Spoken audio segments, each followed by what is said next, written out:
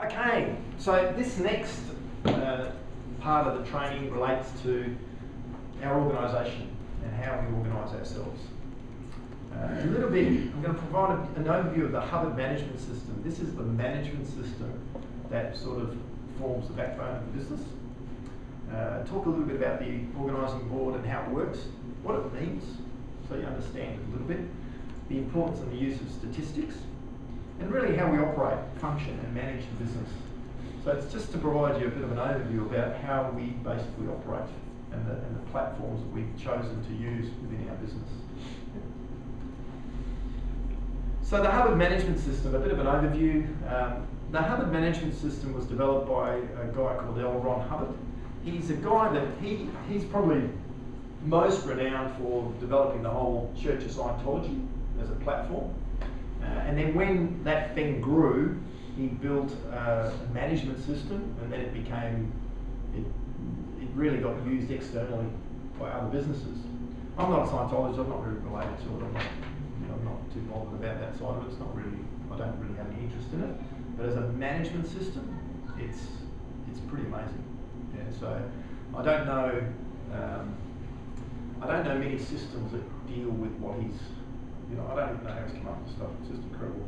So the Hubbard management system's been a platform. You can actually get accredited for it through, there's a company in Sydney that called Gallup Solutions. They're actually a business that takes you through like accreditation process. So we've had it in business for a few years, and then we sort of thought, well, let's close off any loops that we have. So we invested heavily in that area. We'd go to Sydney, the management team, and we'd go through this training process with these guys. And it's like a bit of a quality platform to make sure we covered off on everything, and it deals with all aspects of your business.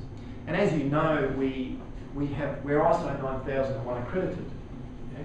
So that happened in the last few months. The guy that did it said it was the fastest he's ever seen. Because we weren't going to get accredited. I didn't go, do we need to? I'm not going to spend all this money getting accredited because we know we've got a good business. So I met with this guy and he said, well, how does it work? He says, oh, you pay some money and then we'll come and look at it and we'll give you an audit and then we'll give you a list and you go and fix it. And it normally takes 9 to 12 months and you sort of, do all the stuff and then, we come back and do an audit and you can get your accreditation. I said, oh, okay, whatever. So we came in and did the first audit. He had 5 items that weren't on, that we hadn't covered. And we actually had them covered, but not to how we needed. We got our certificate in 3 weeks.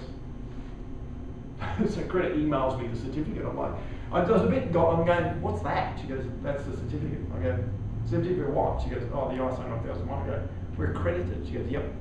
The guy's like, oh. So he was just, and when we met with him, because normally he says, okay, now you need to give me all this data. We just logged it in, created a backpacker user and said, and Greta just shared pages with him. That's all we need. We never gave him a piece of paper.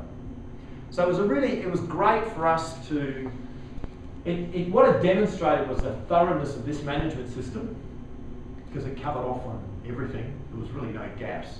And I think we'd done it as an incremental process. We'd used the system internally and developed processes.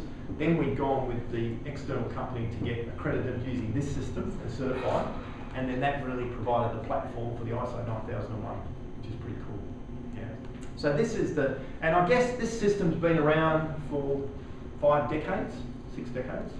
But what we probably do quite well is use technology to really leverage it. Does that make sense?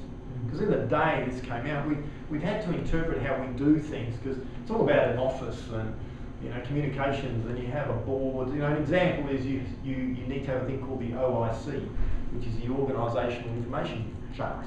And this is meant to be on your office, and it's got key statistics. But we don't have an office, so we don't have a wall. So how do we do it? So now we've had to work out how, in a virtual business platform, we can meet all the requirements of this in the way we operate. Make sense? So it's quite an amazing system. And so it's not everything. We're obviously looking at other areas that if we need to strengthen it, but it has formed the backbone of our business, and it continues to do that. It's a whole, and you'll see a lot of the language that we use relates to the Hubbard management system protocol. So one of the things that's very important, who's ever been taught how to learn? It's really interesting, isn't it? So it's a really interesting thing, you know. I've read, there's this book I read, which is, the book is How to Read a Book. It's a really interesting book about how to read a book. You know, it's really interesting. You should look. I've got this book about how to read, because we're actually not taught. You know, we read lots of books, but no one's actually taught us. We go through all this education, and no one's ever told us how to learn. Interesting, isn't it? How do you actually learn? So, as part of the management system, there's a process that we use, and you'll understand this a little bit. It's called, they call it study technology. There's 3 things that are essential for us to learn anything. 3 things.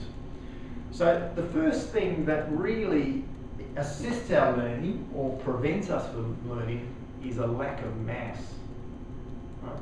And so, for example, this is a really simple example, is I can sort of explain to, I can try to explain to you what a tractor is, can't I?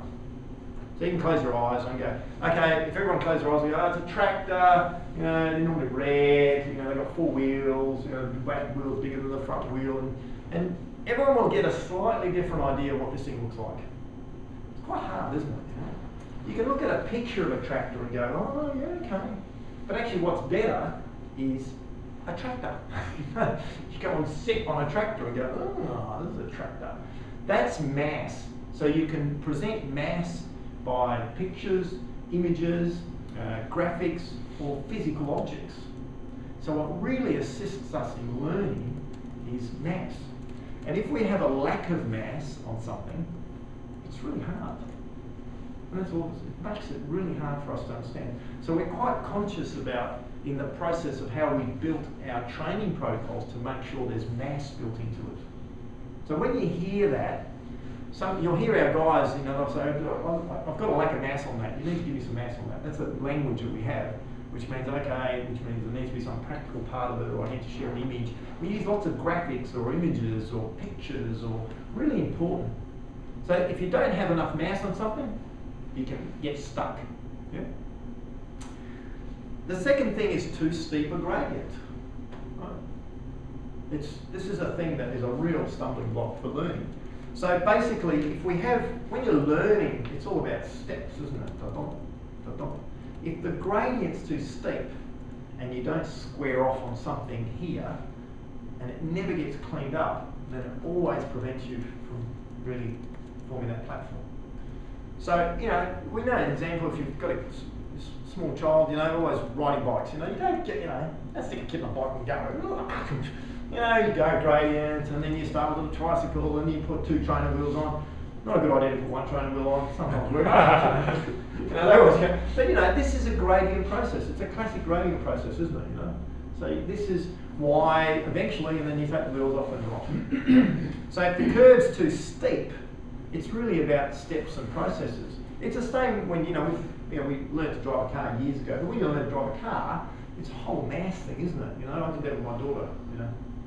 One's a bit different than the other, so you know, but you sort of get in, and you start at the beginning, you know. I go, oh, there's a car. She goes, yeah, I know it's a car. I said, well, there's a car. She goes, yeah, I know it's a car. I said, okay, let's walk around the car. I said, these are the wheels. She goes, what are you doing? You know, I said, just follow me, stay with me, you know. There's the wheels, yeah, okay, this is it, you know, there's the steering wheel. Right, what's that thing in there? You know, I said that A, B, C, you know, so you know, you go, take them through this process. Get in the car, okay, so first we look. Yeah, we got all that square. Okay, now get in the car. Okay, so just feel the steering wheel, right? Where's the key going? You know, not even started yet. Okay, this is it. So have you got all that square? Get out of the car, get in the car, get out of the car, get in the car. Okay, now we're going to put the gears in. They're not going to drive some sort of lunatic, you know. But, you know, you'll sort of, if I mention something and she doesn't know what it is, she'll look at me and go, oh, what is that? So this gradient of learning is really important. Does it make sense?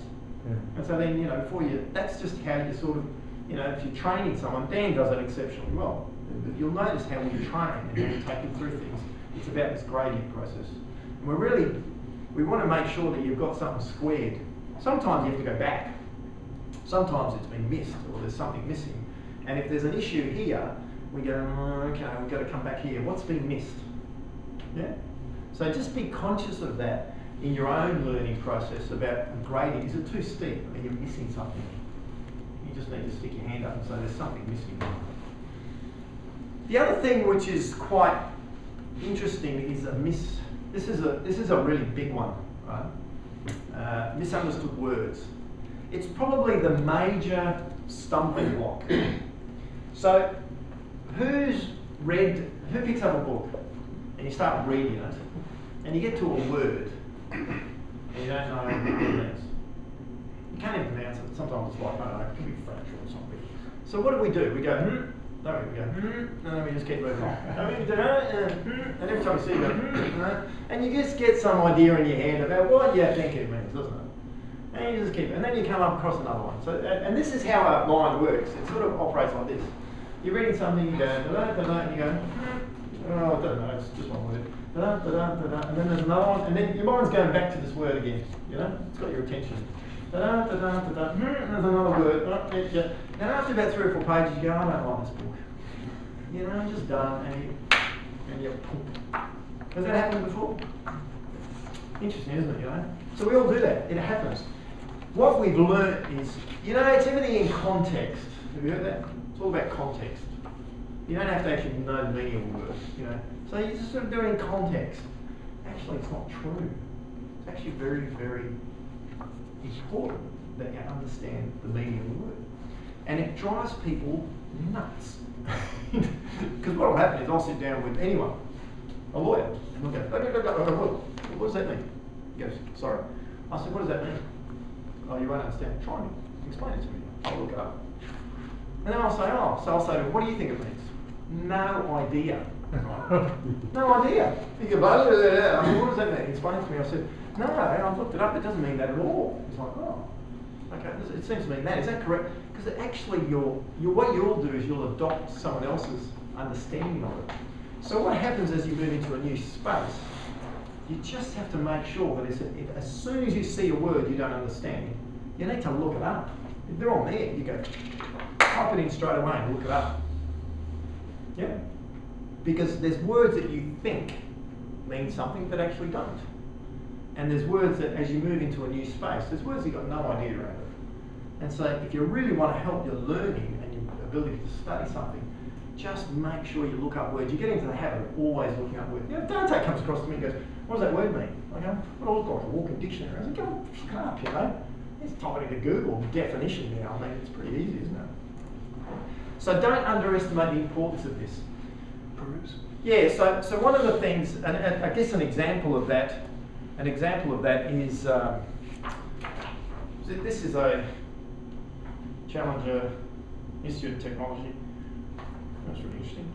So Brett, can you peruse that for me, please? Usual way? Yeah, just peruse it, it'd be great. So have you perused it? Yes. Okay, cool. So what does peruse mean? Just basically flicking Flicking through it through. Quick overview, isn't it? Quick overview, just look at it. Yeah, okay. Let's just actually look it up and see maybe what peruse means. Let's have a look at what peruse means. So if we go peruse. Just use your definition there. Where's that? At the bottom. Oh, go back, you misspelled it. There you go. That's it. Look up. So this is peruse. Read something in a thorough or careful way. Has spent countless hours and lives perusing art history books, examined carefully or at length. Isn't that interesting? Wow. So, have you ever seen, I don't know if you've done this, when you sign a legal document from the back, it has the word peruse in it. Have a look through it. And that doesn't mean, this, which is what we all do. It actually means you're agreeing that you've done that. So this is an example of a very, implication of thoroughness and care. It does not mean read through, quickly glance over. It's very interesting. So that's one example of a word. There's lots of them like that, There's lots of them. So it's sort of worth understanding that misunderstood. So straight away there's a misconnect, isn't there? You've actually thought I've done something as I should have done, but actually it's not correct, is it? So it's a really important thing to understand. That's quite common. So you get into the habit. I'd really encourage you to get in the habit of looking at words through. Just look at the words that you think. A lot of words we understand and we think we have the correct meaning on, but particularly when you're in a new space, there'll be new words that pop up all the time. And we expect guys, when guys go, oh, we say, how did that go? They go, yeah, I've got it. I said, what does that word mean? They go, what? We ask him. I go, well, how do you know? You don't even ask it. No one asks us any new words because we're throwing new words on the table. You can't really get it. Yeah. So misunderstood words, it's very important. It's a bit of a, you sort of get into the habit of looking up, and you don't need to carry a dictionary in those, you just look it up straight away. Okay. So those things really are very important to learning. So what were the three things? Mass, yeah. Going to church every Sunday? No, that's different. So mass, the second thing was? Gradient, and the third thing was? Misunderstood words. You'll hear the term MUs. MUs. We say that a lot. There's too many MUs. We use that as a misunderstood words. So when we go, oh, there's too many MUs, I don't know what you're talking about. So, that's something to be aware of. Okay.